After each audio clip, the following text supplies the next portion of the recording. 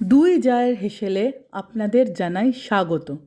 আশা করি আপনারা খুব ভালো আছেন। আজকে আমি আপনাদের সঙ্গে শেয়ার করব আলু বড়ি বেগুন দিয়ে আর মাছের ঝোল। এই ঝোলটা গরমকালে খাওয়ার জন্যে একদম পারফেক্ট।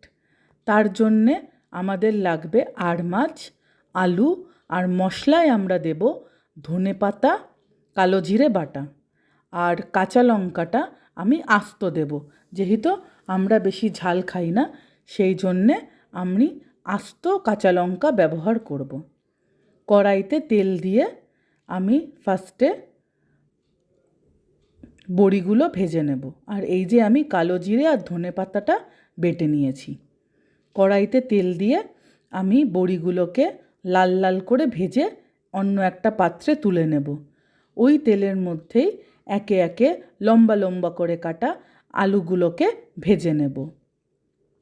আলুগুলো লাল লাল করে ভাজা হলে সেটাকে তুলে ওই তেলের মধ্যে একে একে আর মাছগুলোকে ছেড়ে ঢাকা দিয়ে এপিট ওপিট করে ভেজে নেব। ঢাকা দিয়ে ভাজছি তার কারণ আর মাছ ভাজার সময় খুব তেল ছেটে, সেই জন্যে ঢাকা দিয়ে এপিট ওপিট করে ভালো করে লাল লাল করে ভেজে নেব। এবার ওই তেলের মধ্যে একটু বড় বড় করে কাটা বেগুন দিয়ে বেগুনগুলো দিয়ে ভালো করে ভেজে নেব। এইবার বেগুনগুলোকে ভেজে তুলে নিয়ে ওই তেলের মধ্যে কালো জিরে আর ধনেপাতা বাটাটা দিয়ে কাঁচা লঙ্কাগুলোকে দিয়ে নুন হলুদ দিয়ে ভালো করে নাড়াচাড়া করে মশলাটা কষিয়ে নেব।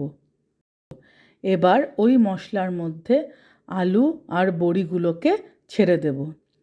ছেড়ে দিয়ে ভালো করে নাড়াচাড়া করে আগের থেকে গরম করে রাখা জল ওই কষা মশলাটার মধ্যে দিয়ে আবার ভালো করে নাড়াচাড়া করে নেব। করে নিয়ে এবার একে একে মাছগুলোকে দিয়ে দেব। দিয়ে এবার ধনেপাতা বাটাটা দিয়ে আরেকটু আগের থেকে করে রাখা গরম জল দিয়ে আর একটু ঝোলের কনসিস্টেন্সিটা বাড়ানোর জন্যে আমি একটু এখানে কর্নফ্লাওয়ার ইউজ করেছি।